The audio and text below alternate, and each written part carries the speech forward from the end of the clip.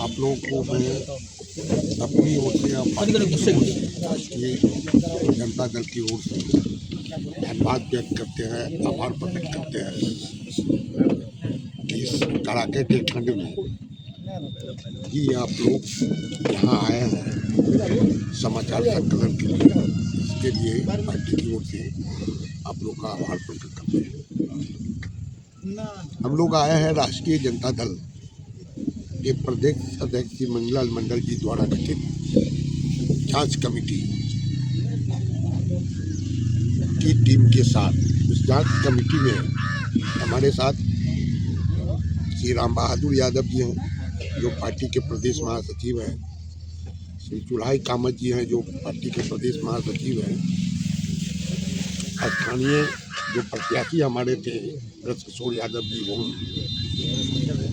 श्री देवनैन यादव जी हैं जांच कमेटी में जो हमारे पार्टी के जिला के किसान प्रकोष्ठ के अध्यक्ष हैं, श्री वीर बहादुर राय जी हैं जो राष्ट्रीय जनता दल के झंझारपुर इकाई जिला के अध्यक्ष हैं, श्री अनिल लोहिया जी हैं जो पार्टी के प्रधान महासचिव हैं जिला के,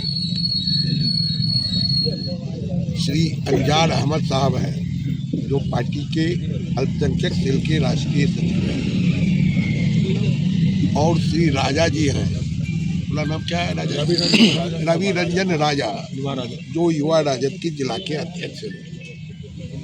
साथ में चूंकि हम यहाँ आए हैं तो हमारे पार्टी के पुराने साथी और यहाँ जिला के अध्यक्ष और बासोपट्टी पूर्वी पंचायत के मुखिया भी हैं इस साथ में हैं,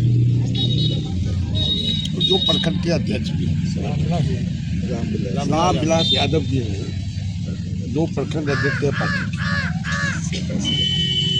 हम लोग बड़ा विकट परिस्थिति और दुखद स्थिति में यहाँ आए।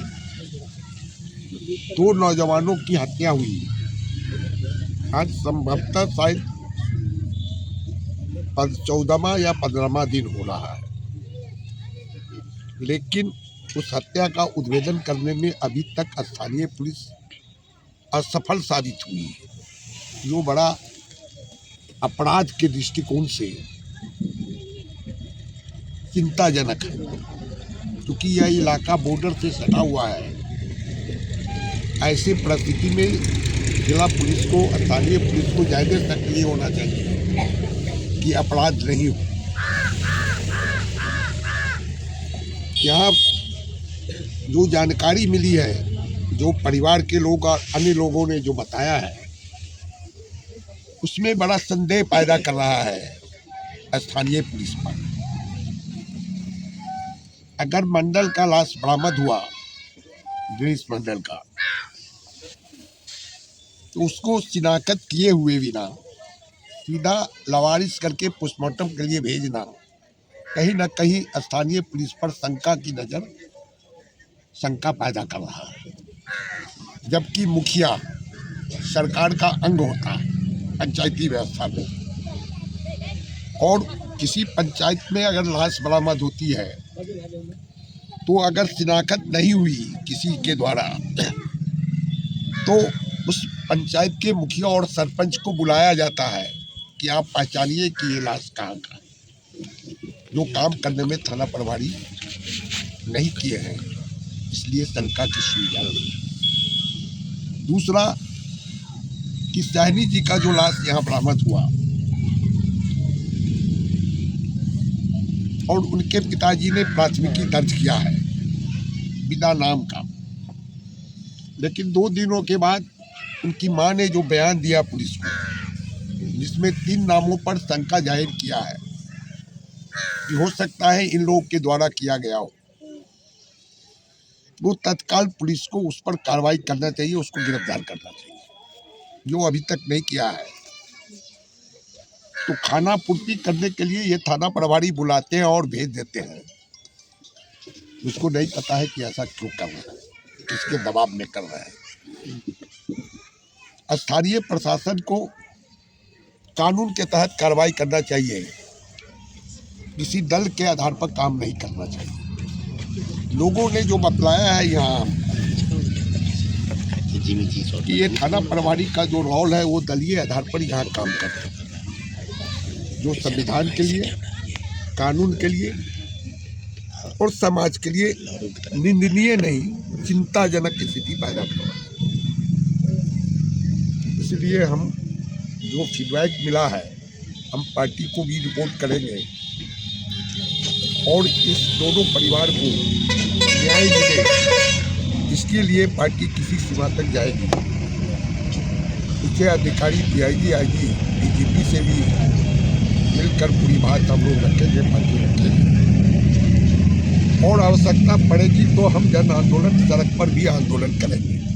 ये पार्टी का स्पष्ट मानता है कि सिर्फ ये 2 हत्या नहीं बल्कि अपराधियों के मनोबल को बढ़ाने वाली घटना है। अगर प्रशासन कार्रवाई नहीं करेगी तो ये पूरा इलाका अपराध के चपेट में चला जाएगा।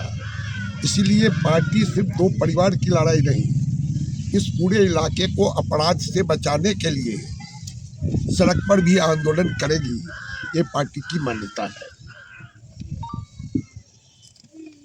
उसके साथ ही हम आप लोग के माध्यम से सरकार से मांग करते हैं कि दोनों परिवार बिलो आर्थिक रूप से पिछड़ा हुआ है, इसलिए इनके परिवार, एक लड़के की तो शादी हो गई थी, 2 महीने की बच्चे हैं, तो उसको पर्याप्त आर्थिक मुआवजा दिया जाए। हम ये आप लोग के माध्यम से मांग करते हैं। दूसरा, जो मंडल बड़ा है या मारा गया है, उनकी माँ भी बहुत निरीह है और नानी भी एकदम वृद्धावस्था में, और वो अपनी तंगी के कारण ही ननिहाल में रहते थे, मजदूरी करते थे। इसलिए भी तो दोनों जिलों परिवार में आते हैं। इसलिए सरकार, एक तो उसके अंत्येष्टि के लिए भी पैसा देना चाहिए सरकार को, जो नहीं दिया है कि अब क्या जी, जबकि कानून है कि गरीब परिवार को अंत्येष्टि के लिए पैसा दिया जाएगा, वह काम नहीं किया। इसलिए हम मांग करते हैं कि दोनों परिवार को आर्थिक मुआवजा दिया जाए। वह व्यक्ति तो लौट कर नहीं आएगा, कम से कम उसका अभाव एक रूप से, आर्थिक रूप से उसको खले नहीं, ताकि परिवार को थोड़ा सा